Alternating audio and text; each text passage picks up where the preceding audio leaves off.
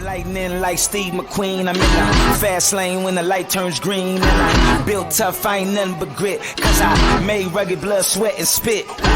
Yeah, like a horse I fly. Better push yourself in for a bumpy ride. I like to play hard, but I work harder. And I weather the storm cause I'm built stronger. This episode is brought to you by SPI Logistics, the premier freight agent logistics firm in North America. For over 40 years, SPI has been diligently building the most successful freight agent network to provide first-class relationships for our shippers, receivers, and carrier partners. We are more than another transportation network. We are a dedicated team of professionals united by one singular purpose, and that is to expedite our agents' success. All of our agents are set up for success on day one, as they are provided with a full suite of support staff that is ready to assist them with everything from after-hours emergencies to financial and administrative needs on a no-fee basis. This way, you can focus on continuing to grow your business. There is no financial risk to start, and you have the ability to earn up to 75% in commissions. If you are looking to take control of your financial future and build your business with the backing of one of the most successful logistics firms in North America, visit www.spi3pl.com to learn more. Do me a favor and let them know that the Freight Coach sent you. Hey guys, before we jump into the episode, I wanted to let you know it is brought to you by Denim. As a business owner myself, I personally know the importance of financial stability and preserving cash flow to help navigate through any freight market. With Denim's comprehensive service offering, you now have an all-in-one financial partner whose platform includes factoring, payments, freight audit, document collection management, and analytics, which help keep your business financially healthy and increase your team's time to focus on revenue-producing activities. You can also take advantage of Denim's free credit check, which they perform on all of your customers. And Denim will proactively reach out to you if they spot any signs of credit deterioration. Finally, Denim always pays your carriers first. As a broker, this is imperative to preserving your credit score in the market, which ultimately helps you become a broker of choice to your carrier partners. Are you ready to learn more? Visit denim.com to schedule a demo today. Just do me a favor and let them know that the Freight Coach sent you. All right, ladies and gentlemen, welcome back to another episode of Coffee with the Freight Coach. My name is Chris Jolly. I am your host, and I am the Freight Coach. Before we jump into the episode, as always, you guys, thank you so much for coming out and listening to this podcast. If this is your first time tuning in, welcome. This is the real side of freight, ladies and gentlemen. And I say that before every single show. And what I mean by that is I only speak to transportation professionals on this podcast, as well as my weekday live show, because I want to talk to the right individuals who have done what you're looking to do or who are currently doing what you're trying to achieve. So you can take that information, apply it, utilize it, and see a meaningful difference in your business and your life. I do have one small favor to ask. I know you will, but if you get value in what you hear today and you're not subscribed to the show, subscribe to the show, you guys. Share it out there to your network, because this is how we can help more people, is because if you see value, your network's going to see value as well. All right, I got a very special guest for you guys here today. I'm really, really looking forward to this conversation, and his experience in transportation is unrivaled in my opinion, and we're going to learn a lot today. So I got Mr. Mitch Bernet here. He is the CEO of Adidex EDI. So Mitch, thank you so much for joining me. Thanks, Chris. Appreciate you having me today. I'm looking forward to it, Mitch. So I kind of start off on every single show about this, man. How did you get your start in transportation, man? What brought you into this industry? Just a really rough childhood and bad luck. Just a combination of both of those things kind of set the stage for where I was in that. My family was always in the railroad business. So growing up, that was something I always wanted to be in when I graduated from school. I grew up in Cleveland, Ohio. They didn't really have any sports teams there. So I really had to focus on more of a career, since they never won anything there the whole time I lived there. So really looked at doing something within the rail industry when I graduated from college, from Providence College in Rhode Island. And so when I graduated, on my graduation day, I actually drove from Providence to Cincinnati, started my job there in the sales department there. And then it was actually Missouri Pacific Railroad at the time. And then that got picked up by Union Pacific, ended up in Omaha there for a short period of time. After being in Omaha for 2 bowling seasons, I thought that was time to move on for something different. So was in New York City at the time, started working for Conrail. When Conrail was split up between Norfolk Southern and CSX, I went to work for APL Logistics, and then they sold our division that we were with to Hub Group and did that. And then in 2003, moved from San Francisco to Atlanta with my family, 2 young kids, to raise them here. and we started Integra Logistics, and then in 2008 that became Coyote Logistics. So I was co-founder of that with Jeff Silver and Chuck Herzog. You know, I love here, like we could go in so many different directions with this, Mitch, because it's like, I want to talk before we get into Adidex here. I want to talk about your experience as an entrepreneur and really growing a business, because I'd like to get your perspective, because, working in traditional freight brokerage and then now being on the technology side, what are the synergies between building those businesses up from an entrepreneur standpoint? So I would say that the biggest benefit for us is the quality of the people that we have working for us. So almost across the board, we have zero turnover. Well, at Integra, Coyote, and here at Adidex, we really have virtually zero turnover. Coyote got to be a much bigger company than what Integra was, about a $70 million company when it was acquired. And then when Coyote grew, hired a lot of young people from school, very competitive people. It was a really energized environment there. The kids worked really, really hard and were really aggressive in the business, did a great job of taking care of the customers, and they really took a great job of taking care of each other. But we kind of have three circles that my business partner, Chuck Herzog, and I kind of focus on. One is the first circle is our employees. And if we give them the best environment to work in, we reward and recognize good behavior, give them the tools they need to do the job, then they'll do a great job around the second circle, which is our customers. So the customers then feel the energy of our people. They know that our people care about them. They're delivering a product that they care about, and they feel good about our company. And as a result, the company gets more revenue, we grow our business, and the company wins. I think one of the biggest failures in industry are not just logistics, because I think logistics is actually better at it than most industries, but most people concentrate on the company first. How does the company become more profitable? What do we need to do there? And as a result of that, if there's any slowdown in revenue or anything like that, the first thing they look to do is cut employees. So when you cut the employees, you think you're going to cut out the bottom 10% or 20% of those people to make you more profitable. But then the good people who are there are thinking, well, you're coming after them. When are you going to come after me? Is this thing in a downward spiral? So the good people leave. But then the customers see that you're cutting people and the customers leave. It's kind of a downward spiral. We always felt that we built the company around the employees loved working for us, that the company would be successful as a result. That's why at the companies we ran, we never had non-competes. We felt that it was all up to us to create an environment that they didn't want to leave. We didn't have really long-term contracts with our customers. Our belief was we need to provide a product that they value, and that a piece of paper isn't a reason we want a customer to stay. We want them to stay because we deliver a superior product with superior people. And as a result of that, our company grew every year, and year over year, we continue to grow because we deliver on the promise to our employees, who deliver on the promise to our customers. So it's really a simple process that, because of the Wall Street focus on quarterly returns, the amount of private equity people that are in our business today focused on quarterly numbers, they're focusing on ways to improve EBITDA so that you can get a higher multiple and an exit. We just never been focused that way. We always felt that focus on the people, they focus on the customers, the company wins as a result. How important is it for a young entrepreneur or a young sales rep to, if everybody's going in one direction, they sprint in the opposite direction? Because that's one thing, again, I'm like literally 4 years in media business for myself. I'm not an expert. I'm learning things. But one thing that I have learned, Mitch, is when everybody says, do this, do the opposite of that, and I see a lot of that right now with automation and, pushing for an end result. Everybody wants that instant gratification in things. So they're really trying to push certain sales styles out there where it's like, I think for a fact, like right now, and, we were talking about this before, I went on a business trip and I went and saw prospects. And again, it was just a quick couple of minute conversation. Hey, I called you here. I wanted to stop by and introduce myself. Like we talked about, this is what we do.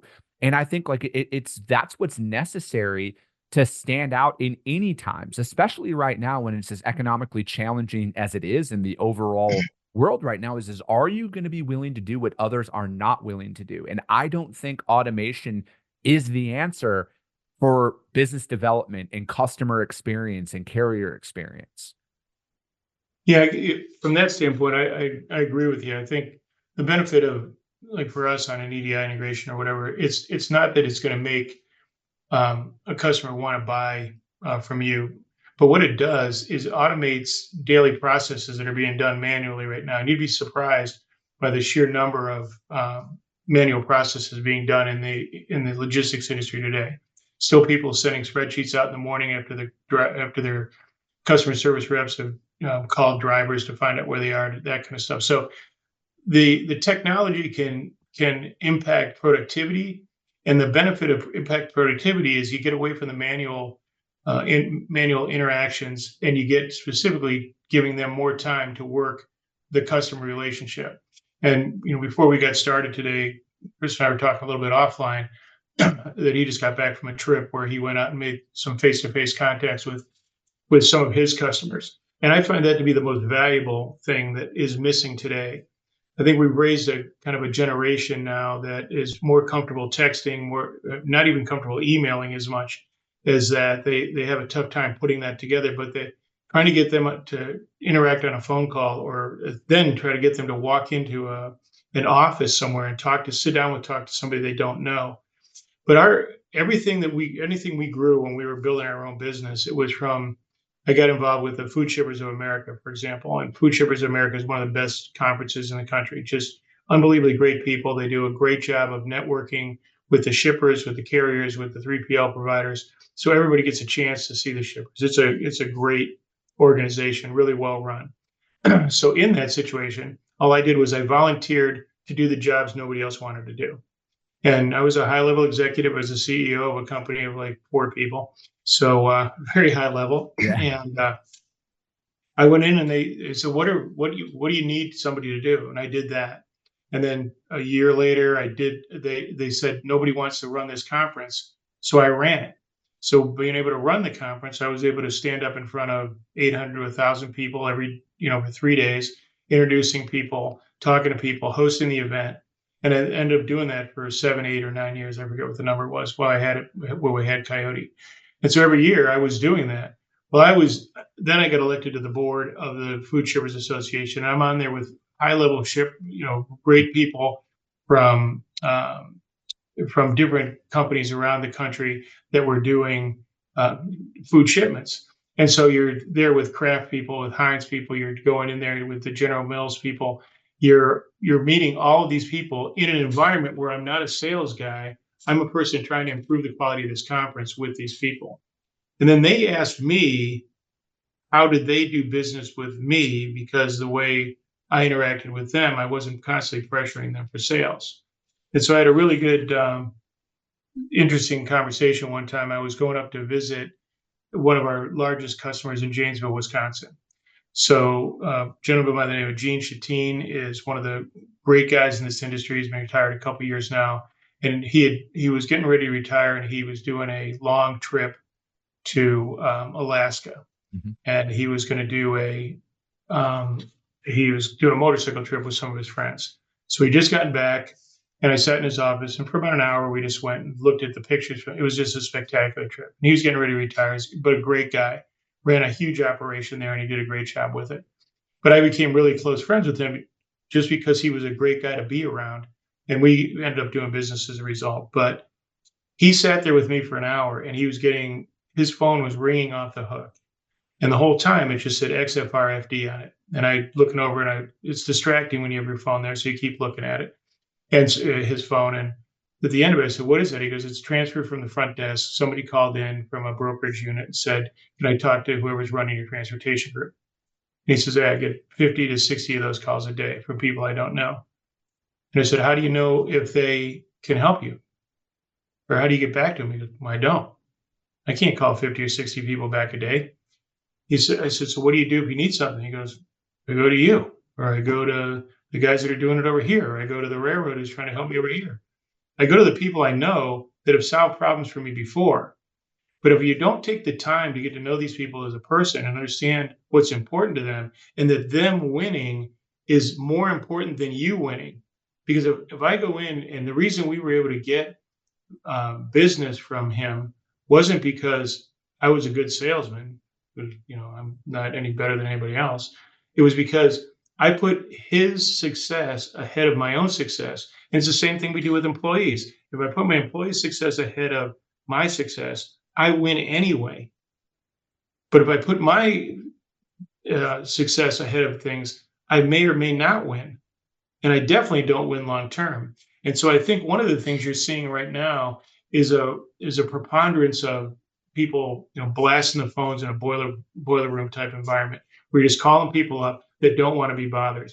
I can't tell you the sheer number of calls I get, and I'm really, I'm a small player in this industry now, but I get calls all day long, and I'm looking down at a number, and I'm going, I'm not answering that because I don't know who it is. So if you don't have a personal relationship, I don't know how you get through in the first place. Number one, because people are getting into it, especially now with the capacity being so big that people have options what they didn't have for a while. But the biggest key is if you walk into somebody's office and you ask them something, it's much more difficult them to say no than it is if you email them and all they have to do is reply to an email and say no. Yeah. And I think that's one of the things that when we first got to know each other, that I thought that you're doing well is that there's a great book out there called Blue Ocean, and it's about that everybody competes in a world where we're all fighting over the same stuff. So it's like sharks going after something in the water. Everything's blood red because everybody's fighting over the same stuff. And you're trying to create a niche in this industry that allows you to be in an ocean where there's no sharks right now, and you can swim around in blue waters and you can see what's going in front of you, and you're providing a value to people that other people aren't. But if there's 25,000 brokers in this country, what's separating you from somebody else? And what I'm saying is everybody's getting technology. The TMS providers that we're connected to are all really good, some better than others, but they're all great at running a business. Some are better because they've got a better customer service aspect to it. They've got better people or whatever. But everybody's got technology now. Everybody's calling the same carriers.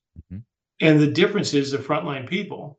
So if you're dealing with somebody you like, you tend to give them more business. And so, I mean, that was a little rambling for what you might have asked me, but I think that's why you're spot on what you're trying to do in a kind of a unique niche. No, and I appreciate that. And I want people to hear it though, because it's like in today's day and age where it is like, get us results now, get us results now. People overlook, I think, the fundamentals of what makes somebody want to work with you, because competition is high in every industry, especially inside of transportation. You brought up a great point there, Mitch. Everybody's got technology. Everybody has access to everything that the other ones do. But why are people going to work with you over others? And I think it is truly, are you going to do what others are not willing to do? Are you going to put in that extra effort? And, you brought up the, with the food shippers thing there. And I thought that was imperative. And that's something that I think a lot of people heard and then they overlooked. That right there, of you being willing to go in and do what others aren't willing to do. Because I talk about this a lot, Mitch. I'm like, when you're trying to develop business, everybody's good at Chicago to Atlanta for a drive-in, right? Everybody's good at the power lanes. Everybody's good at that. They don't need help there. They don't need help in a good market, bad market, any market. They don't need help in those areas. But if they got a plant out in Enid, Oklahoma, they probably need help out of that one, in other areas like that. And that's where you start. And then after you prove yourself through there, they will give you access to literally they will be throwing so many opportunities your way. But what you can't do is forget about the work that you did to get you to that point, because that's what lets the next hungry individual in the door with your customer. And then you got to keep fighting it out through that. And, you brought up with technology now and everything with EDI and what you guys are doing out there, from the automation standpoint. Cause like, I'll talk about this. I want 95% of my day to be automated, right? Like there's a lot of menial tasks that I have to do throughout the day that can and should be automated. And EDI is one of them, right? And those are, the customers who have EDI freight. It takes a little bit longer to get in the door with them than the other ones that are out there. But what made you go into this space, Mitch? Was it kind of like, hey, I want to try something new inside of the transportation industry? What brought you into creating Addinx? Well, the biggest thing for me was Coyote Logistics was a great company. Working with Jeff Silver, probably one of the smartest guys in the industry. We really learned a lot with him over that time. When we consolidated everything in Chicago, we'd already lived in Chicago, and I was raising my kids here in Atlanta, so I didn't really want to move. So I left the company in about 2012 for that reason solely. But it's interesting, when I left it, I was still um, I still wanted to have Coyote be successful. I wasn't interested in competing against the Coyote model. The model that we had out there, brokerage model is a very difficult. It's a difficult industry because there's never good news, right? So there's nobody comes in and goes, "Hey, you can't believe you delivered that load on time. Congratulations, thanks a lot." It's always some guy completely screaming at you on the phone who's losing it because they've got a load of paper that's coming in that missed uh, getting to a warehouse that has 10 million loads of paper already in it. And so, as we went through that, we looked at what are the areas inside of logistics that are causing the most issues. And so there's some big providers for EDI in logistics space right now, and they all do a good job of connectivity. Again, we're like a post out, well, or hopefully better than that, but where you put something on one side and it needs to be delivered to the other. Everyone has the technology to deliver from one place to the next. All we have to do is translate from one customer's ERP system into the carriers or the other customer's ERP system, back and forth, and make sure the messages go in immediately. Everyone in our business can do that. So we were trying to come up with something different. There's two ways to go in EDI. One is you can have a tool that you bring into your organization. You buy the software, you put it into the cloud, or you put it into a on-premise service situation, and then you staff it, and then you build it and do it yourself. The other side is we thought we could be better than that, where we provide a fully managed solution. So we have a tool, but we use the tool that we have to deliver the business ourselves. So we just felt that can we fundamentally change this business by bringing our employee-focused model, our customer-focused model, to an industry that's really a transactional industry where everybody's doing the same, but they don't do well on either side of that. And so we felt that was a good opening for us. There was no conflicts at all with what we were doing at Coyote. We also had a lot of friends of ours that we grew up with in the business that were in other 3PLs or with trucking companies. And those guys became our first clients. They took a leap of faith with us when we started in 2012. And they remain great personal friends and great loyal customers to this day. And that's the thing. It's really been the benefit for me is I think as I looked at it, I already had all these great friends in the business. Now, instead of competing against them, they can be my customers. I can help them be better, and I can still see them all the time. And I don't have to worry about the weather. I don't have to worry about a driver being sick. I don't have to worry about traffic. I don't have to worry about a carrier dropping off a load. Our business stuff just moves. And so there's never a time that we have to recover. One of the things that was interesting, was just a side story, was when we took over another company in Europe, and we were doing some business over there. And the American work ethic is so different than we had a company that was headquartered in France. So here in logistics, you do whatever it takes to get the job done, no matter what it is. So we had a situation over there. It was kind of interesting. And first time I'd ever been over there, meeting with our people. And we had a load that was supposed to go to a Renault plant, and it was supposed to deliver Michelin tires to Renault. Everything was behind schedule. Renault was freaking out because they're going to shut the line down and everything. And it's 4:30 comes, and all the people just walk by the door and are waving au revoir to us. And I've never seen that, where their stuff needs to be delivered and they leave. Mm-hmm. So there's such a level of commitment in this country around delivering a superior product in a very negative environment where you're dealing with lots of obstacles all the time. How can I bring through data integration all the not necessary information to the people on the front line so they can make those decisions right then, immediately, to impact the quality of their customer satisfaction? So that's it was an area that needed improvement, an area that we knew that we could bring a model to that could deliver improvement, and it's proved successful so far. Are you able to, because I think, like, working with somebody like you who's been in the industry for a very long time, and you don't have to have a freight background to create technology that's successful in the transportation industry, right? Like, there's a lot of very, very smart people out there, but what I've always found the benefit of working with somebody is I always learn best from people who have done what I'm looking to do, right? Like, and I put that out there at the beginning of my show all the time is I'm always looking to learn from people. And especially I maybe it's a soft spot or what, but when it comes down to like listening to what somebody is, there's a lot more, I want to say there's a lot more value from somebody who's been down that road already, right? Who can break down those desk level, hey, this is why we built this technology to fix this. I noticed this when I was back in the day. And, Right. I always thought like the best coaches were the, best players and stuff like that. And I know that that's not always the case, but that's just whom I learned from personally. And I think like being able to assess what technology a brokerage actually needs. Right. And because you brought up something is early on as well about your customer has to win. Are you able to, as a broker, assess technology to bring to the customers that they might not even know it's available to them or nobody's ever brought it to them and explained it to them in a way like, hey, if you implement this inside of your business, these are where some additional savings can actually come. Right. Right. That's right. So I think the thing that's interesting in that thing, and I think the word that I would put around is you have empathy for what they're going through. So Mhm. you've sat at the desk, you've moved the freight, you've called the carriers, you've dealt with the railroads, you've dealt with the steamship lines, you've dealt with accessorials, which is a nightmare of all nightmares inside of logistics. Is everyone can agree on a number, and then the driver's held there for 4 hours? Who's going to pay for that? Well, nobody wants to. Somebody has to. Your driver got to get paid, or else you lose the driver. There's so many leverage points inside of that situation as they go through that.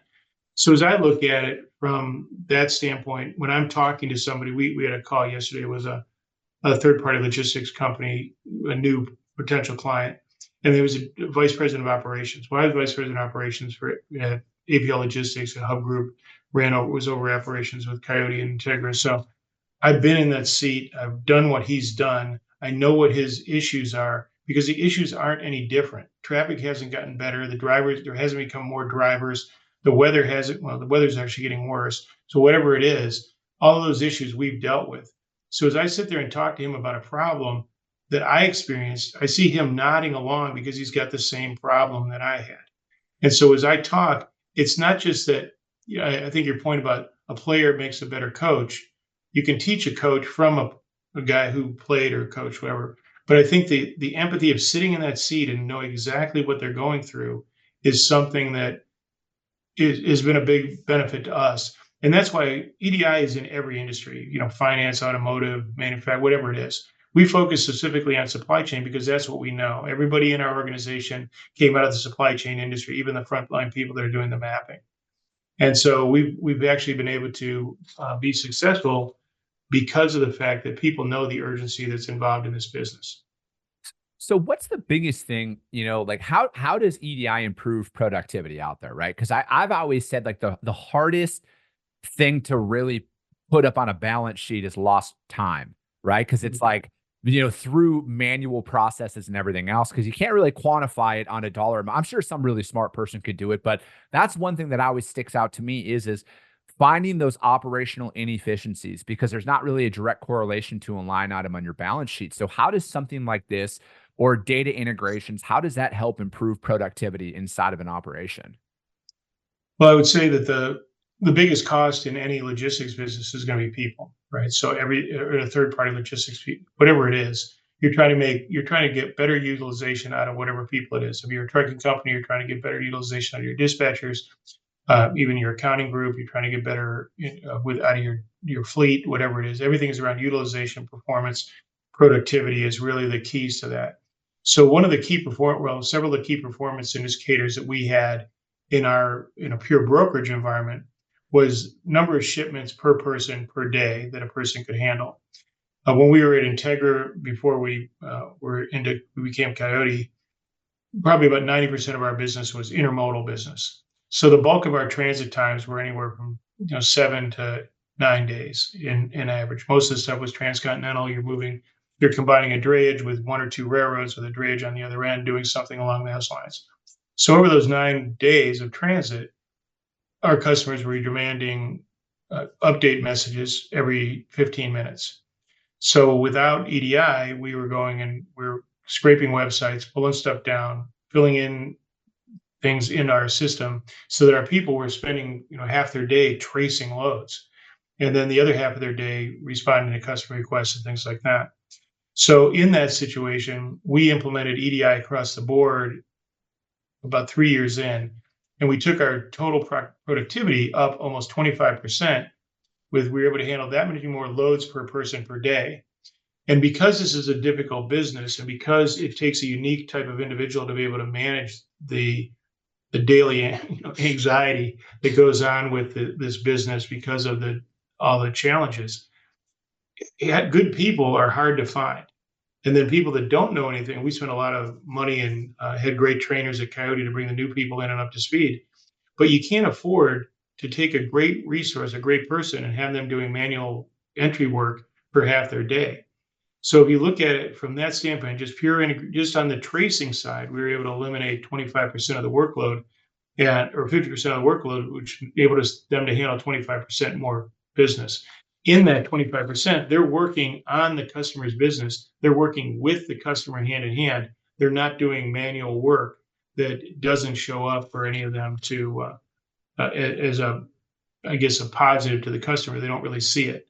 So the EDI gives you all the messaging goes out. So any status comes from the carrier, goes to your system, goes to your customer. Nobody touches it. Mm-hmm. Every invoice that's set up with a 210 connection, it comes from your carrier to you, directly to your accounting group. You're not entering. If you got an invoice that goes to your customer, it goes directly from your system. When you finish processing it, it goes to them. So everything is done immediately without an additional step. And in this business, it's a high volume, low margin business. I mean, there's a lot of pressure on margin, especially now. So if you can finding productivity gains that allow you to do more with the same amount of people, that your growth becomes profitability. And that's the big win. Do you think people need to start assessing technology as a way to, because like hiring classes, it's a thing kind of everywhere, but like, especially in freight, it was almost like hire 50 people and hope 5 work out. It kind of like, I don't think that was anybody's idea, but like that's just kind of how it seems out there, right? Is we're going to hire a bunch of people, and if a couple of them make it, it's going to be worth it. Do you think with where technology is and with EDI and everything else, this gives you the ability to hire the right 5 people, and then you know what? You can compress your margins and still remain profitable out there, because it's not that you don't want to hire a large staff of people, but you don't need 10 people to do that job anymore. You can get away with doing 2 and increasing their outputs through utilizing technology. Right. Yeah. I think there's a big piece of that. And it's, if your company's growing, which when our company was growing, it's not the young people coming into the business that we're training, they can pick up the technology pretty quickly. They're used to the technology. It's not trying to train some of the people my age to try and go in there and figure something out. But it's as you go in, and the biggest thing for Coyote, which I thought at the time was a great idea, it's the type of person you bring in. So we went out for mostly the people that we would bring in would come in, and they were sports players in college, a Division II or Division III. They weren't playing Division I football or Division I basketball, but they were playing, soccer or hockey or field hockey or whatever, tennis. And they're used to being in a competitive environment. So they're really firing, they're used to going out there on the firing line every day and being responsible for their own actions and their own result. And so bringing them into a Coyote where you're on a pretty strong commission basis, they get it. And then they were competing with all the other people in the office. And so as soon as one of the guys who's 25 years old comes in with a brand new Mercedes that he just bought because he crushed it, everyone's like, I want one of those. And so they kept going through, they really kind of fed off each other. And there was no negative around the competition either. Everyone was rooting for everybody else. And as a result of that, they became really close. So Coyote sponsored a lot of teams everywhere. So in Chicago, they had soccer teams, they had softball teams, they had hockey teams, multiple. And they were out there doing that. So again, it's the environment that they're in is more. And the training really at Coyote was some systems as you understand it. But they were in there for about 4 to 6 weeks. But it was also about interpersonal skills, because we're not training kids today to get up in front of a group of people and speak. We're not training them on phone skills. We're not training them on email skills. And Coyote spent a lot of time on just soft skills like that to make you a better salesperson. And then a lot of time around the product knowledge more than the technical knowledge, so that you could bring value to a customer, even if you were there a short period of time.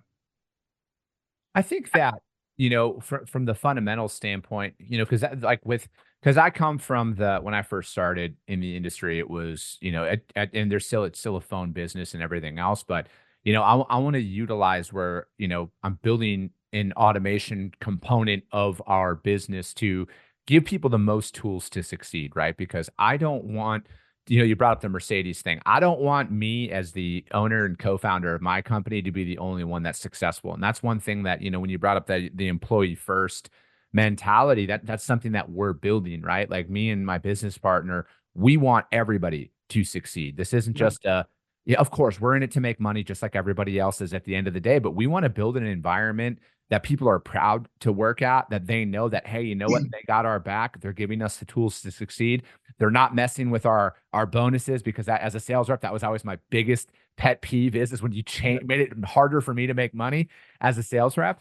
And I just think like there's certain tools out there that we can utilize in today's day and age to help improve people's efficiencies, I think, as well, right? Because it's like from a customer standpoint, outside of lack of communication on the freight, accounting errors is like the biggest pet peeve that they have with most vendors, right? And that's something that, as a business owner myself, I have the exact same issue where it's like, well, wait a second, you told me it was going to be this and now it's this, or there's discrepancies that come along with it. And that's something that EDI can bring to the table to streamline billing right there, where it minimizes human error at that point. And then when you can find out and build a process around how does each individual customer want to be invoiced, because there's not a set method across there. If you talk to 10 different companies, they're going to have 10 different styles on how they want to be invoiced and everything. Yeah, it's interesting because it's an entire leverage game everywhere. And if you're a broker, you're in the middle of that leverage, right? So the customer's trying to get extended terms. They want to make it more challenging for you to invoice them. I mean, there's a lot of customers that aren't like that, but there's the ones that cause you 80% of the issues are the 20% of the people that are trying to do that. And so on the other side, the carriers need to get paid quickly. You need to pay them quickly because you want to get their capacity, because they want to pay the drivers quickly so the drivers get taken care of so they keep their drivers. So everything kind of on both ends kind of comes in against onto the broker from that standpoint. So that's why the biggest thing for us is if you send an invoice to somebody, we know when they opened that invoice, we know when they viewed it. And so if they don't pay it and they come back and say, well, we never got it, there's an audit trail inside our organization. I'll let you go back and look at that. And in this business, the accuracy of the information is going to be your ability is going to really enable your ability to collect on an invoice. And the EDI is time and date stamped. The information comes from one system to another. There's no transposition errors. Everything's in there the way it should be. And it helps resolve those issues quickly because nobody wants to deal with those accounting issues. It's just a complete drain on everyone. Have you spoke, back in the day when you were brokering, have you spoke with customers and they've told you that specifically, like, hey, since your billing is accurate, we want to continue to work with you. We want to give you more volume and everything else because others make billing such a pain point? Well, the interesting with our current customer base right now, because we're dealing with brokers, warehouses, truckers, and things like that, we've gotten feedback from our carriers that our EDI performance has improved so much on their scorecard from their previous EDI provider that they're getting more business from their customers as a result. In this industry, again, it's really all around the negatives a lot of times. So I'm not getting a lot of calls going, man, you're doing when I was in brokerage, I mean, you're doing awesome. They kind of expect awesome. And then when it's a little less than awesome, they're okay with it. But if it's, even slightly less than that, they're all over you about different things because they're all under pressure too, because inventories levels are lower than they've ever been. And you're fulfilling from inbound shipments a lot of times for stores. So there's a lot of pressure on everybody in this. But I think there's more pressure in this industry than, I don't know, the kidney dialysis industry. I mean, where people's lives are at stake, people seem a lot calmer than when in this where you've got a shipment that's behind schedule and people are climbing the walls. It's amazing. It's so really amazing sometimes. Yeah, it really is. It's, I've only known transportation at the end of the day. It's the only industry I've ever personally worked in. I come from a family of truck drivers. And so it's like, this is all I ever really know. So I don't have any like comparisons Mhm. to draw it into. But I think that that's a strength that a lot of people could work towards achieving is sympathizing with what your customers and prospects are going through and understanding that it's not personal, right? In those moments, and especially I think it's, from a business development Mhm. standpoint, because, we get 30 calls like you every day, yada, yada. You get all of that negativity and it's easy to kind of let that, get in your head a little bit of maybe I do Right. suck, maybe, and everything else. But I think at the end of the day, it's sympathizing that, hey, you know what? You're calling people, and I think this is just a general business statement right there is you're calling people or you're reaching out to people to solve a problem for them or present a solution to a problem that they might not even think that they have in that moment. And you're only as good. And I think like the comparison is, and I'm sure you experience this on the EDI side as well, is there's probably a lot of competition in the EDI space that's out there. And there's always going to be a subset of that industry or any industry that are subpar providers and subpar performers, and they make all of the other ones look bad. So that's their comparison factor when you Right. reach out to them right away is the last experience that they had. Yeah, I think one of the biggest things just being a technology company is that most people's experience with technology providers isn't great. So in most times if they've got a problem, they're filling out a ticket online, the ticket goes into a black hole somewhere, and then somebody may or may not get back to them. They're following up on it themselves. They don't know what happens with it. The thing that we try to do is we have project managers here throughout the United States that are taking that our each customer has their own specific project manager. So that project manager knows that they have this account, and then those people, if they have a problem, they put a ticket in. But if it's a problem that they need immediate focus on, they've got a phone number and an email address to a specific person that can tie that down. I don't know any other EDI provider that's doing that type of thing because in this space, if the message delayed 15 minutes, it might be the difference between you getting a chance to accept a load or not. Or if it doesn't get there within 20 minutes, that you've got somebody going to a port to drop something off, but the port doesn't have the information. So they don't let the driver in the gate. They turn them away. They have to do a redray on it. And then that takes away all the profitability on the load because you just paid another $150 to dray that shipment back after the EDI gets there. So we're really set up to be the most customer focused and customer friendly EDI provider out there because everything drives around that. And I've got unbelievably awesome frontline uh, project managers in our business that all have transportation uh, experience, and they've been in this business for a long time. So they, as a project manager, have already dealt with all the issues the guy's calling them about to fix them, and they understand the urgency. And it's just a phenomenal group. And when we need to add a person, I'm getting all referrals from my current employees to bring the new people into the organization. So I think that the differentiate your thing about people aren't great in one area and they look at everything, they bunch it together that it all is terrible. So what does it matter who I use?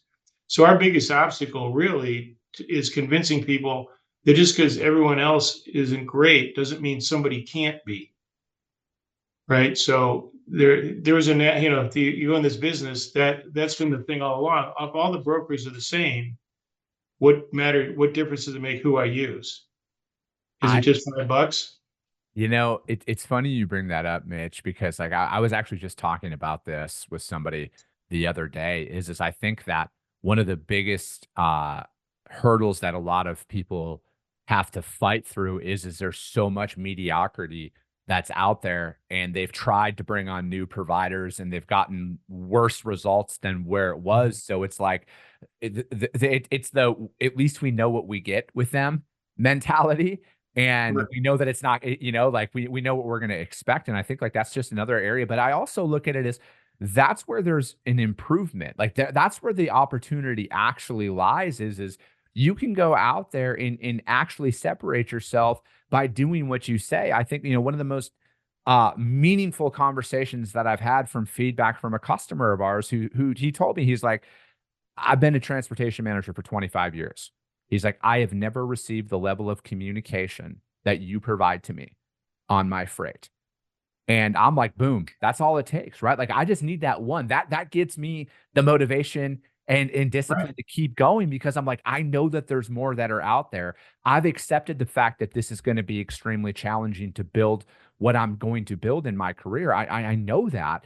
And I'm not looking for a shortcut. I'm going to go back. I'm going to just stick with the fundamentals that I know are going to work long term with that. And I guess as we're kind of wrapping up here today, Mitch, what's one thing, because you've seen difficult markets before, you've seen challenging times before.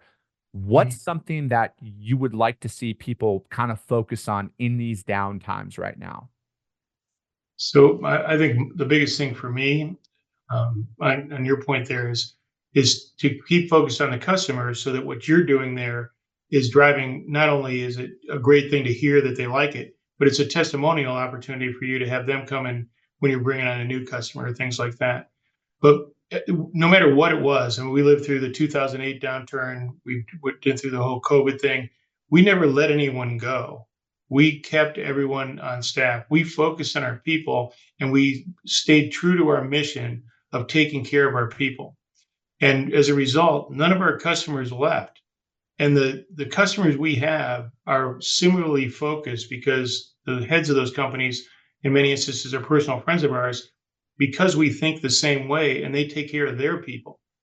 And I just see in today's world, it's so easy to cut out.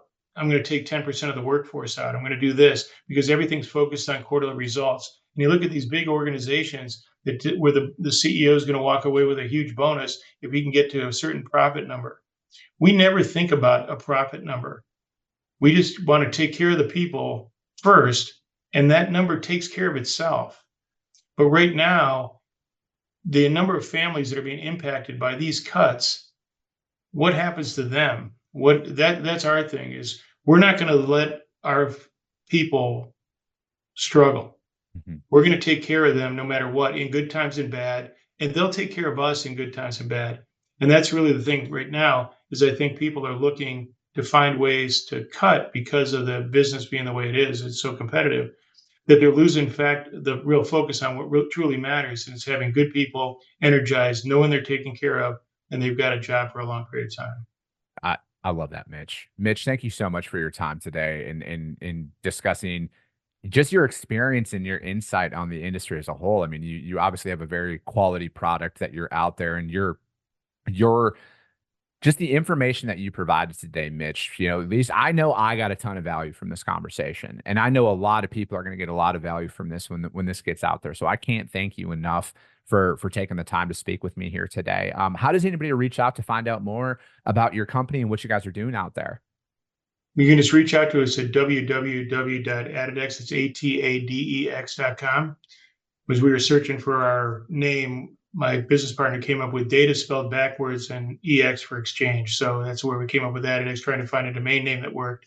And then you can reach out to me directly at mbernet at BERNET at Adidex.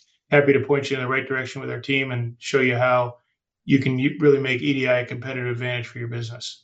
Thanks, Chris. Really enjoyed the conversation because it was really more about why the business works, the industry works overall, and what's important.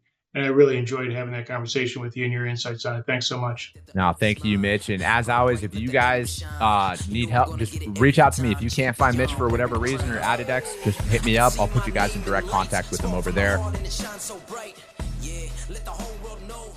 All right, ladies and gentlemen, welcome back to another episode of Coffee with the Freight Coach. All right, I got a very special guest for you guys here today. I'm all about the niche at the end of the day. As everybody knows, I specialize in open deck and heavy haul. And we're going to talk about that. We're going to talk about building a niche-based company up today, what it kind of is like out there, the realities of building that business inside of that niche. And I have no one better than my friend Lorena Camargo with Pearl Transportation and Logistics to come on this show and talk about her niche out there. So Lorena, thank you so much for joining me. Thank you, Chris. I am so excited. I think I'm the first final mile provider that you've ever had. Yeah, 100% you are. And if you're not, you're like one of three, maybe max at the end of the I day. know we're incognito. I feel, you see the big trucks, but with us, since it's smaller parcel, we tend to be forgotten in the supply chain. But Yeah, no, I completely agree. And I think like, because to me, Lorena, there's so many different modes that you can get involved in inside of transportation. I think everybody kind of just naturally gravitates towards over the road, dry van, and that's kind of what they look to build their book of business up off of in the brokerage world. And then even in the on the carrier side of things too. But like honestly, I think final mile is one of those that's growing in popularity because up until, I mean, and correct me if I'm wrong, it was probably like 2018 is when it really kind of started coming onto the scene of distribution centers push of direct to consumer sales. And it kind of seems like that's when it all started to come up. But before we go down that rabbit hole, Lorena, what brought you into freight? How did you get your start in trucking? well, just like many people in this industry, I kind of fell into it by accident. I, was not 8 years old. I wanted to start a career company when I grew up. I wanted to be in high school. I wanted to be a mechanical engineer. So Okay. that was my dream. I applied to the school of my dreams. I got a full ride scholarship, Nice. but from a Latino background. And in our culture, success, there's a different definition for a woman. There's different expectations. So my parents made me turn down my scholarship. I was 17 when I graduated high school, so I was still a minor. My thought was I'm still gonna pursue this dream like through community college, go, I had already put in a lot of hard work, but I was gonna have to take a different path. Yeah. But I needed a summer job.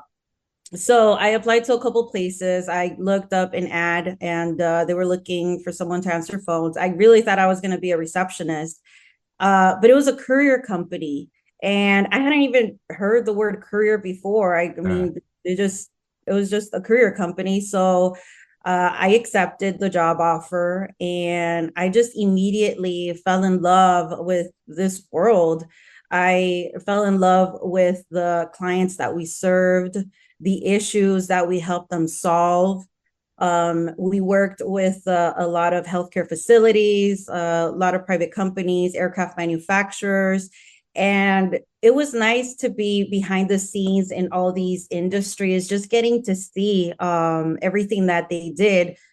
And I quickly fell in love with it. So I dropped out of college and I started working full time. I worked my way up from customer service to dispatch, all the way to VP of operations. So I wanted to be a sponge. But then a few years in, the company owner was having health issues. He just was at an age where he just wanted to be done with the business. Mhm. So he gave his customers a 90-day notice. But I had already developed some really great relationships with these clients, like, to a point of being Facebook friends. Yeah. 15 years ago, that was not a thing. I feel like now you just add everyone on Facebook, but actually, who uses Facebook now? But, that's besides the point. I do. I'm from a small town. Well, so yeah, so I had really great relationships with clients and they needed a place to go. So that's when it was an opportunity for me to venture out on my own. And that's how Pro was born. So because your previous employer, he was done, that's what made you say, I'm going to go out there and do this on my own. And you saw that opportunity as a way to kind of take in. Did you buy the business from your former boss then, or did you just start Pearl independently and then bring those customers with? Yes, I started Pearl independently. And there were a few customers that moved on to other Yeah. providers. As far as like the enterprise accounts, they were already comfortable dealing with me. They knew my work ethic. I was able to onboard them quick because I knew all the ins and outs. I was running operations and they felt comfortable with me. They knew that even though I was a brand new company, I wasn't going to let them down. They had already been working with me for since it had been 6 years that I've been working with them, and they just felt really comfortable with me. And I'm just always really grateful that they decided to place that trust in me. And most of them, if not, I guess all of them, are still with me today. And we've been able to grow significantly with that customer base. And yeah, I'm really grateful, because I was 24 years old. Okay. And in this business, or at least this sector of the industry, all business owners are older, in their 50s, 60s. And I was just a 24-year-old kid. And they decided to place their trust in me. And these are managers of manufacturers, managers of cryobanks. So it's not something that, you need a service that's been vetted. So I really do appreciate them. No, definitely. And so do you own assets right now? Do you have equipment yourself for the final mile portion of all of this? We run a hybrid model.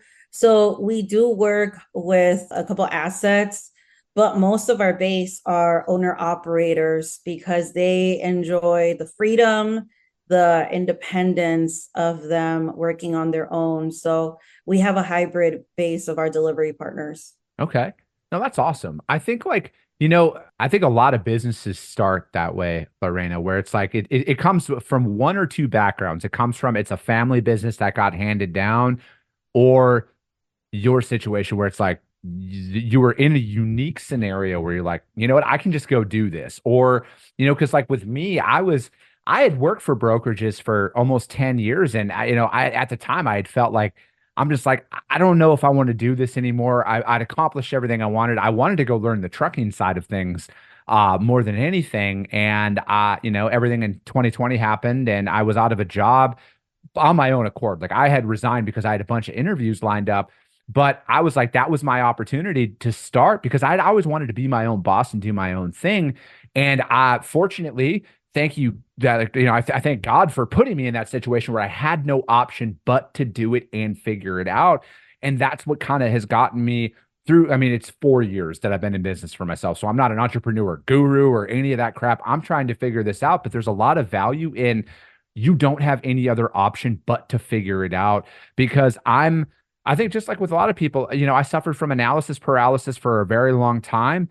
And I know that the best way to kind of do things is just to rip the Band-Aid off and jump in the trenches and figure it out as you go. And I'm a lot more strategic in the way I operate now because of my business partner, who's like, well, hey, wait a second. Like, yeah, you can run through the brick wall. That's fine. But like, I'm going to show you the plan on what area is the most soft. And then I'm going to show you how to build it back up. Cause I'm more of like I'll just run through it and figure it out and not realize that there's a door 4 feet down the other, stuff like that. So it's like, that's kind of how I feel like there's a lot of value in building your business up through no other options, like that zero options mentality that's out there. Oh yeah, for sure. And that was us at the beginning too. Even though I had been working at an established company, now that I had the liberty, I was my own boss. It was more of like trying out other ideas, other services. So it wasn't until like the last, 4 years. I mean, COVID really forced us to be strategic, and that's when we've experienced most of our growth. But those few first years of our business, like that was when the fun happened. Like I remember I used to have to wake up at 5 a.m. I used to get home at midnight. And at the very beginning, I had to do some of the deliveries myself because we were bootstrapping. Yeah. And for us, after 5 p.m., we charge double time. There's overtime. So all of those deliveries I would do myself. So it's fun. I think now I'm at an age where I'm glad I don't have to do that. We have a really great team, but just looking back, it was pretty fun. So when you're talking about bootstrap, because I'm bootstrapping all of my own stuff too, right? Like I don't have investors. I was like very against the idea early on, but now like as I've kind of, you call it, I'm gonna use air quotes matured, because some people who listen to me my stuff, they're like, you're not mature. But anyways, I look at it now where it's like taking on capital to me could work now because I feel like I've matured enough in business to where, like, if somebody invested, say, $10 million into me, I would know how to properly allocate those funds. Where earlier on, I probably wouldn't have any idea, and I would have blown that money on stupid shit. Did you kind of did you bring on investors ever, or have you been a bootstrapped since day one, and that's just kind of how you've done, or have you gone out and raised capital to expand your business? Well, for us, from the very beginning, I was already handling operations for these clients, I already knew their payment terms and all of this. So I walked into a bank with all my spreadsheets, like, man, I'm prepared. With my one accounting semester from college, I was like, yeah, I can do this. And the banker was like, no, no, ma'am, we're not going to give you a loan. You're 24. You don't have a lot of credit history. So I had already these clients on the hook. I knew they were going to pay me within 30 days. All I needed was that starting capital. So I already had like my cash flow projections, because people still need to get paid within 7 to 15 days. So I reached out to my network, and it was a friend of a friend that let me borrow $25,000. And I was like extremely grateful. And according to my projections, I could pay you back in X amount of time. And he's like, you know what? Let's just do 3 years. Let's just do 3 years. You pay me back. And I was like, okay, great. That's cushion, because I have this belief in myself that I can do this. But, just in case anything goes wrong, I have 3 years to pay that back. Yeah. But I was able to pay him back in 9 months. So, and it was thanks to that starting capital that we've been able to grow. Because what I forgot to mention is that when I talked to the banker, he appreciated, everything, all my numbers and stuff, but he told me to come back until when we've reached $1 million in revenue. So I said, yeah, that's my plan, to surpass that. I just need a little help getting there with the starting capital. So if it wasn't for that initial loan, though, from that friend of a friend, we wouldn't have been able to be where we are today. And we were able to surpass that $1 million mark 4 years in. So then that's when the bank helped me with a credit line, and we've been able to work with the bank since. But if it hadn't been for that first initial loan, it wouldn't have happened. That's awesome. I love hearing that, in the sense of, like, because you made it work, right? Like, you found a way. And I think, like, that's it's almost lost today, Lorena, where it's like everybody thinks that all of this is just supposed to be easy, right? And like, they don't have to actually work for results. And I kind of feel that sentiment out there in the full truckload world, or full truckload world, with brokerage and everything else, is everybody's complaining that, oh, it's so hard. It's so hard. It's supposed to be hard. Like, none of this is easy. And frankly, I think people tend to overlook the fact that we're talking about millions of dollars worth of freight. Like, I think we've almost been desensitized to how much money that actually is.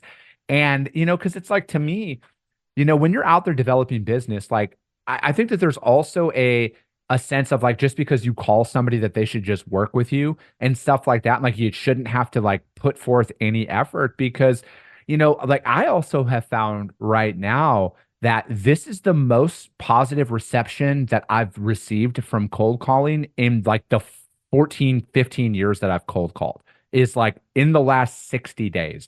And I attribute that to the fact that most people aren't doing it anymore. Everybody's like DMing or sending emails, and that's what they're relying on.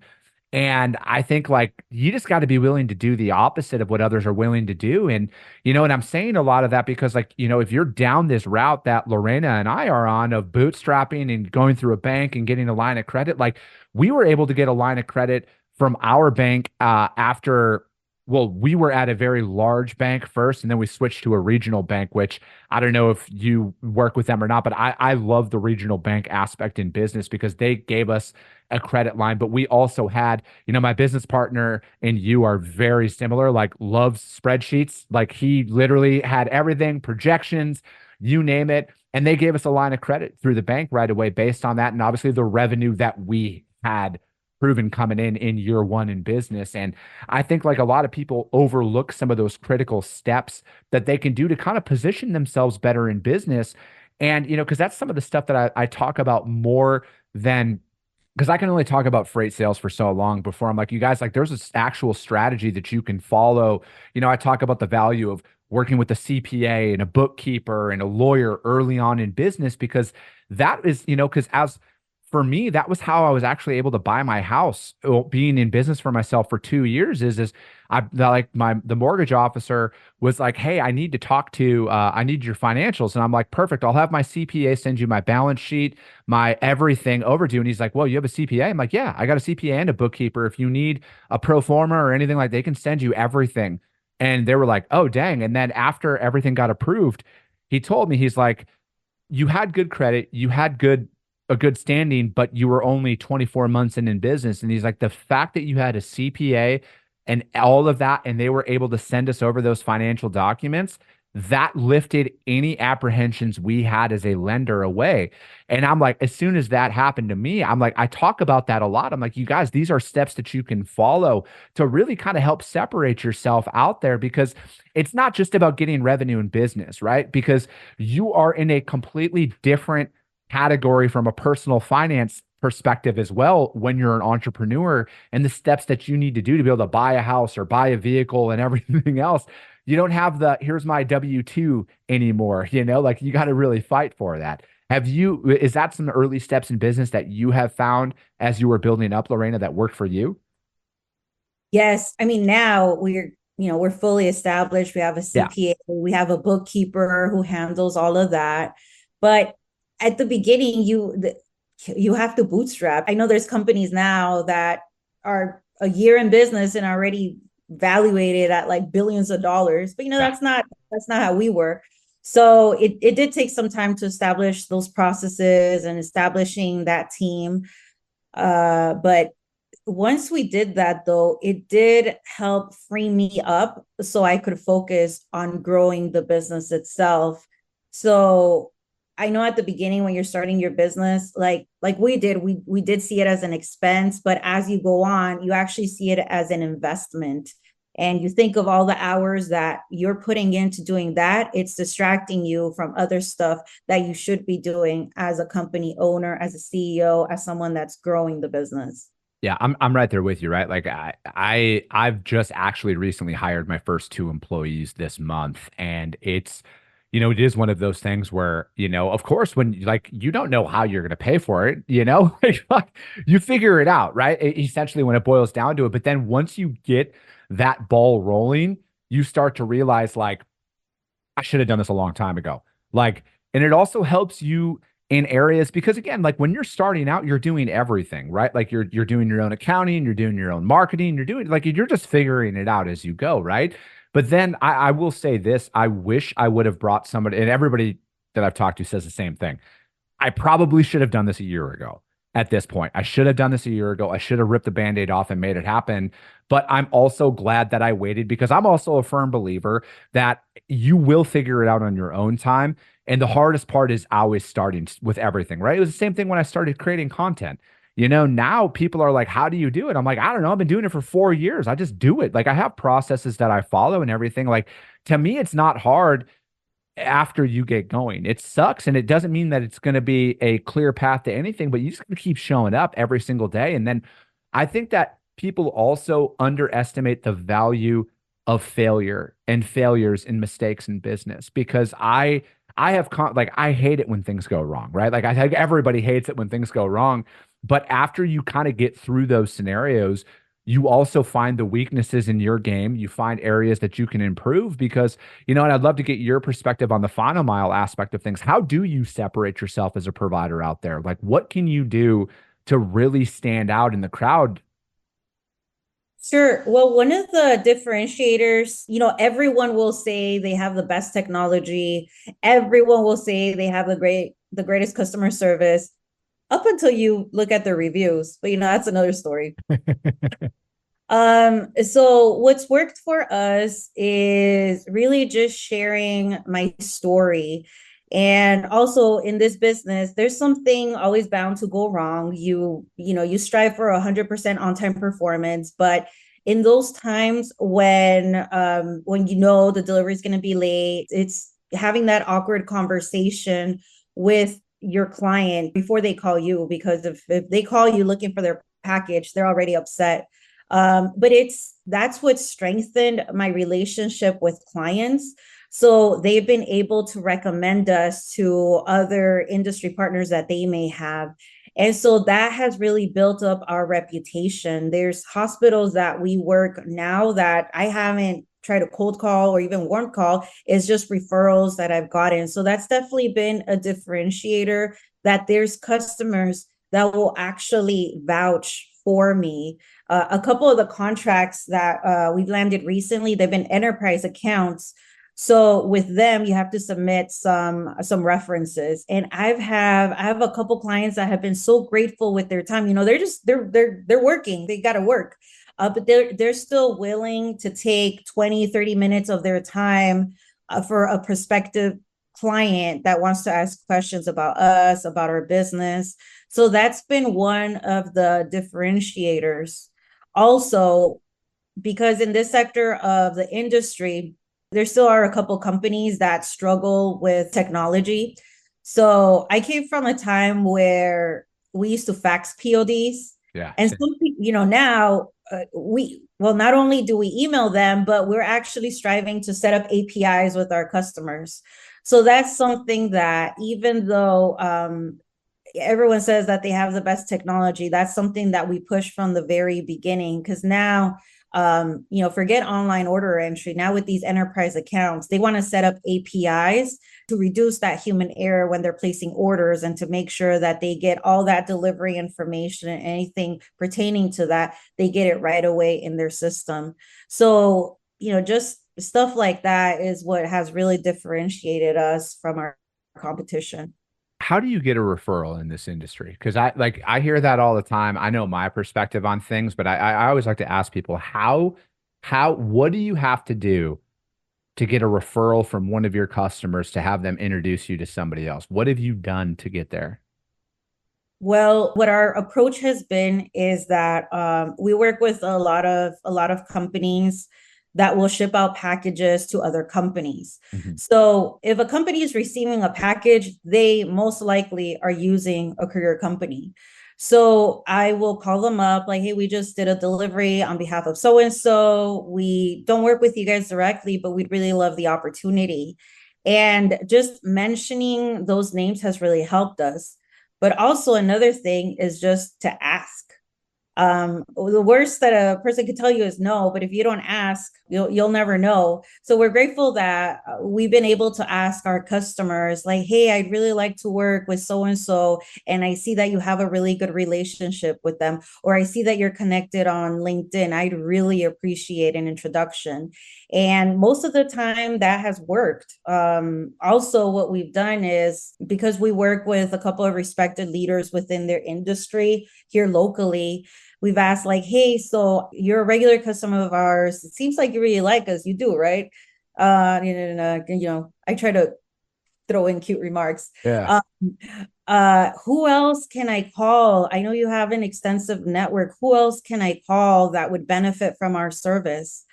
So yeah, I mean, just that direct approach, just going for it. Some customers have, just passively referred business over to us, but you also got to be proactive and just ask for those referrals. I personally think I look at it like this: referrals via your personal network, referrals via your current customers. I don't think people, and I'm just speaking from my own personal experience here, I didn't do enough of screaming from the mountaintops to anybody who would listen. Essentially, this is what we do. If you know anybody like that, and again, it's not like you're out there begging for somebody's business, but like everybody should know what you do, right? Like anybody who knows me, Chris Jolly, should know that I specialize in open deck and heavy haul transportation, because it's never the perfect scenario where, oh, hey, go talk to this person. And, I know this. It's generally, hey, my buddy was talking about how, this happened in their business. And I gave him your information. He said to reach out to him or something like that. But that would never happen if your entire sphere of influence doesn't know what you do. How are they going to know to refer you, right? Because nobody's going to come find you, right? Like, I think like that's another thing in business as well that is viewed like is maybe lost by a lot of people is no one's just going to come Google flatbed freight brokers, Phoenix, Arizona, and then bam, they're going to find me and be like, I'm going to call this Chris Jolly guy. That's not how it works. You have to advocate for yourself. You have to market yourself and get yourself out there, because otherwise no one's going to find you. Like, you have to proactively hunt for business if you want it. Yep, absolutely. And actually, one of our recent customers, the way we acquired them was, I know you would appreciate this because you love cold calls. Yeah. I've been calling on someone consistently. After a while, you start questioning, like, why am I reaching out to this person? Like, they're clearly happy with their current provider. They're not going to switch over to me. But I got a call from them like, hey, I know you've been calling on me. I can't make the switch right now. However, someone asked me about if I knew any good couriers, and I'd really love to refer you. And that just kind of blew my mind, because like, I have not yet won their business, this prospect that I was talking to, but I've been able to convert this other customer that came from that prospect. So it really goes to show also, be nice when you're prospecting. Don't pester people when you're doing calls, because you never know what will come of it. I tell people this all the time, Lorena, because like some people are like, oh, I'm going to call them every single day till they answer. I'm like, no. I do in every 2 to 3 week drop in, right? Like I do that. I'm not going to pester anybody, because the fact of the matter is this: I've been selling for a very long time. I'm not a sales expert or anything like that, but here's what I know. You have a very lower likelihood of somebody working with you if you annoy the shit out of them. Very much. And I'm just like, my whole sales approach, Lorena, is I want everybody to know what I do. I want everybody to know the areas that we like to run. And frankly, I just want them to think of me when they need to maybe reassess their current providers. I want them to think of me, but I want them to have a positive experience. And hey, these guys at Freight Coach Logistics, they're different. Here's why they're different. When I told them that we're good right now, they didn't email me the next week or the 2 weeks after. Like, they just, quarterly check in, something like that. And I think like there's different levels to follow up with people, because to me, it's like, if they're good right now, hey, that's awesome. I'm actually really glad that you found a group of providers who are treating you well and who are taking care of you at the levels that you need. That's phenomenal. You should be wanting that out there when you're doing it, because eventually, though, if they have a positive experience with you, I'm just convinced of this. This is just what I'm betting the farm on, that they'll think of me if they need me, because they're going to be like, hey, that Chris Jolly, he was different. Because I just look at it like this, Lorena.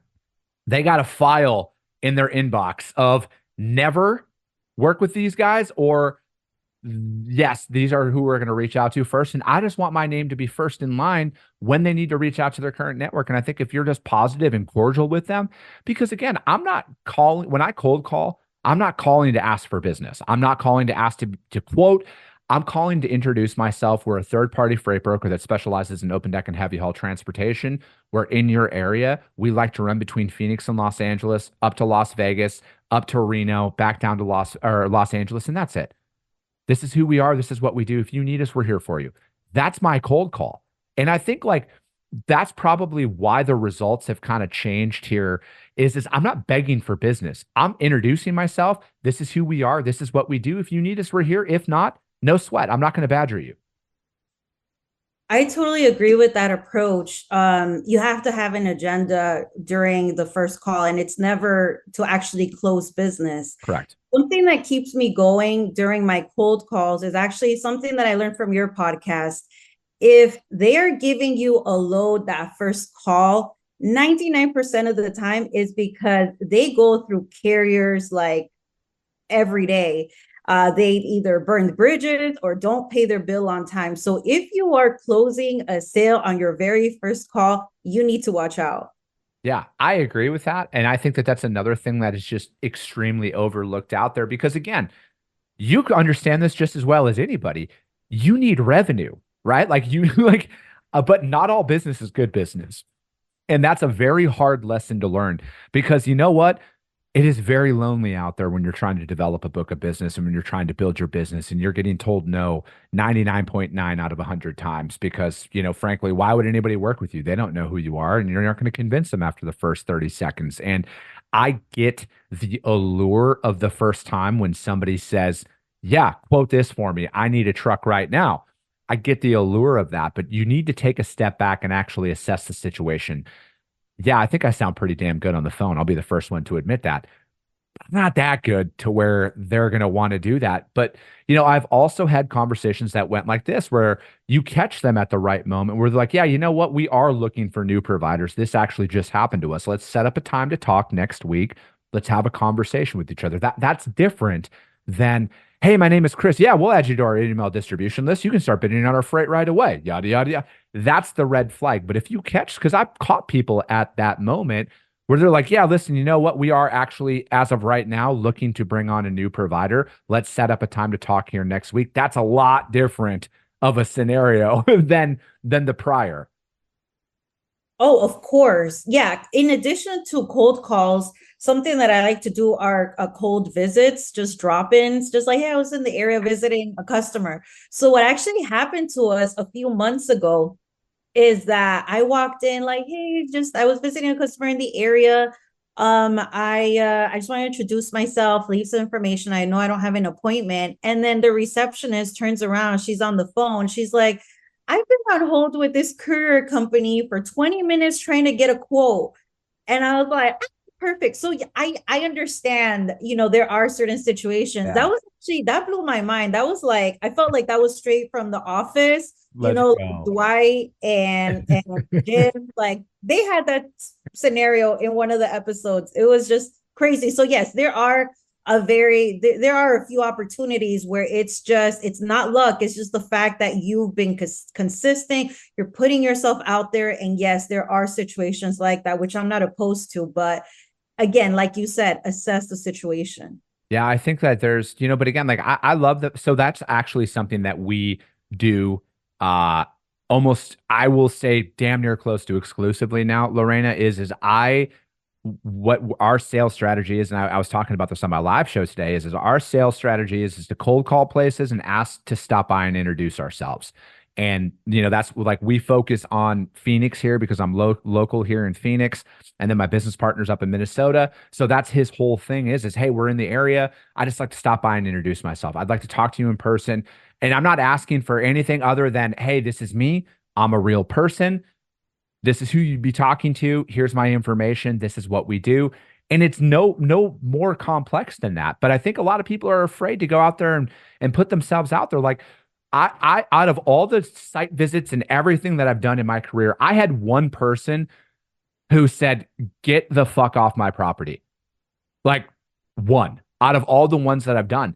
And frankly, even from a sales perspective, I probably got a handful of people who were like complete assholes on the phone. But I also, at this point in my life, Lorena, I look at it as, would I want to work with them anyways? If they're going to talk to me like that right away, how would they really feel when they were paying me, right? And that's one of those messages that I like to get out there because newsflash, you guys, it doesn't get better. If they treat you like shit the first time, just wait till they're fucking paying you money. They're really going to treat you like shit.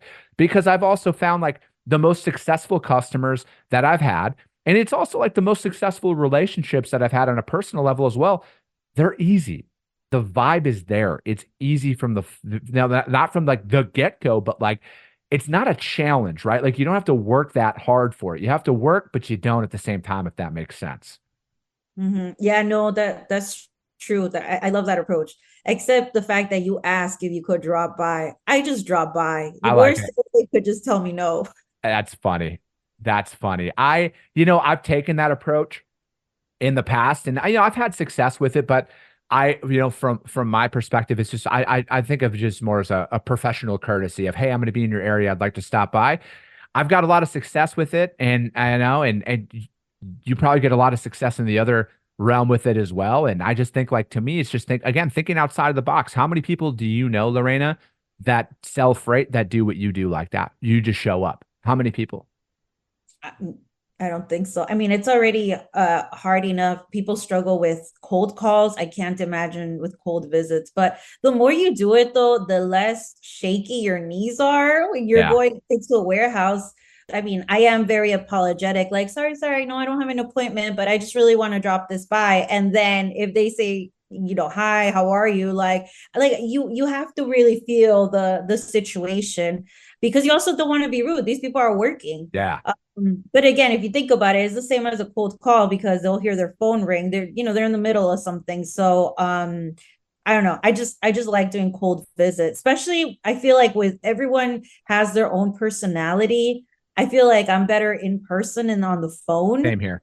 I agree. So no, I feel like you're very like engaged on the phone. You're like one of those people, those telemarketers, like, hey, well, I have you on the phone. No, I don't go that far with it.